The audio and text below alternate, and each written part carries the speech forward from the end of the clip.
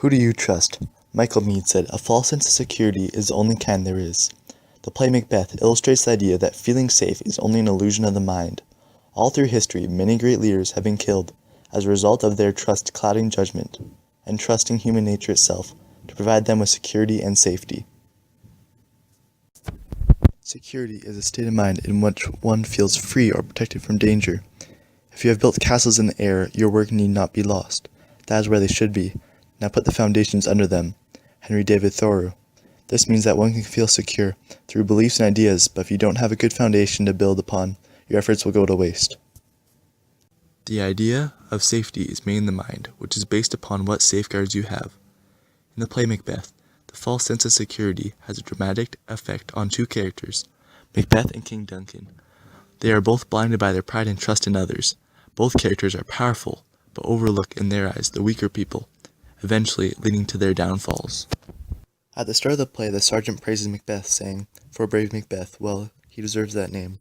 King Duncan has extreme respect and trust in Macbeth, and without hesitation tells Ross that Macbeth be crowned Thane of Cawdor. For a king of a country to grant praise to a subject shows that Macbeth could have very well been chosen to be King Duncan's successor. "What he hath lost, no more Macbeth hath won," he hears them saying, "O worthiest cousin." This shows that Duncan is blinded by his trust in Macbeth, and it's not surprising that he doesn't see Macbeth's plan forged by his wife. Had Duncan been bidden with Banquo and Macbeth when the witches appeared, King Duncan would have seen a reason for Macbeth's ambition to grow. Lady Macbeth encourages Macbeth to look like the innocent flower, but be the serpent under it. Lady Macbeth convinces Macbeth that there is no way to tie the murder to him, and that he'll be safe if he follows her plan.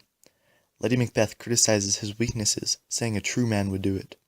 This leads to Macbeth's will and emotional security to begin to falter. Macbeth's emotional insecurity is showed through the conversation with Banquo, a trusted friend. Banquo questions Macbeth about the witch's prophecy, and Macbeth pushes it off, saying, "I think not of them." He becomes so emotionally insecure that he is unable to share a simple thought with his friend, because he is troubled by what he is pushed to do, murder the king. When Macbeth is pushed to the emotional breaking point, he believes there is a dagger floating in front of him, and leads him to kill Duncan. Macbeth comes to his senses and realizes he broke Duncan's trust that was given to him. Duncan died because he felt safe with his guards, not being particular about staying sober to protect him. Also, Macbeth's want for power planted a seed in which he was not emotionally strong enough to resist. Duncan can't be discredited for believing Macbeth only had good intentions. He risked his life for his country and in turn served his king valiantly. Macbeth was a loyal man and several times says, "We shall not go through with this," to Lady Macbeth. Macbeth showed no signs to the king that he was plotting with his wife to kill him because he didn't want to. Willie Cather. No one can build his security upon the nobleness of another person. This is incredibly true.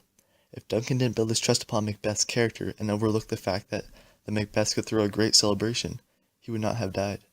Similarly, Macbeth runs into the same dilemma of trusting too much. For Macbeth, the prophecies gave the sense of false security, and his own worldly strength did the same. Macbeth was praised as a great fighter in battle to the king. This strength and skill that Macbeth had in fighting made him feel safe and that he could defend himself from anyone. In turn, his overconfidence allowed him to be seen by his subject in his self-exalted state. When he is worried that his battles will not be a fight with the sword, but with the law and politics, he invests in other things. Macbeth decided to try to assure his spot on the throne for years to come through the witches. He bet on the witches' prophecies. Meanwhile, Malcolm Macduff questioned his rule, saying, "I think our country seeks beneath the yoke, and I wish to relinquish the tyrant's grasp." Macbeth looks to the witches for reassurance, but misses the meeting between Hecate and the three witches. Hecate says he shall spurn fate, scorn death, and beat his hopes above wisdom, grace, and fear.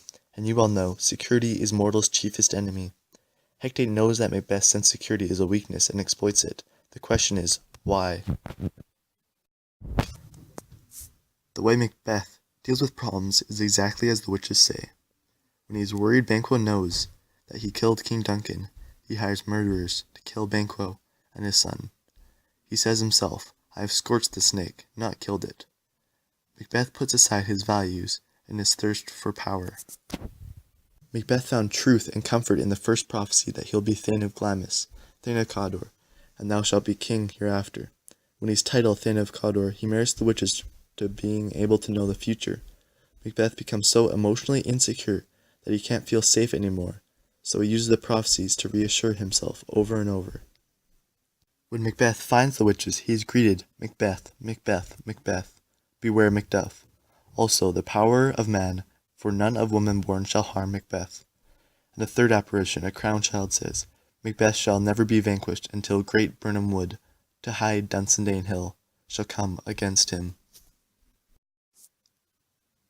This makes Macbeth feel incredibly confident. The thought that a force will move is unthinkable. No one can harm him woman-born is reassuring, since humans are born from their mothers, and Macbeth did not see the loophole that came, which means that in Macbeth's eyes, at least, he was invincible, a weakness the witches decided to exploit. I find it interesting that even though he's assured that he will not fall till the woods move, and he will not fall to a man of woman-born, he seems not to worry too much about Macduff. He becomes arrogant, saying, "Then live, Macduff, what need I fear thee?" In truth, being told such things would increase your confidence. It's like being told you wouldn't lose your job until the sun doesn't rise. It's a sure bet. This gives Macbeth a sense of security that he cannot be killed, because the witches were right once, they'll probably be right again.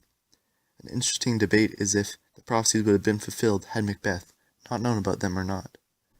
Macbeth looked to the witches for comfort and trusted the prophecies, because he was wary of the future and had no other source to turn to in his times of trouble.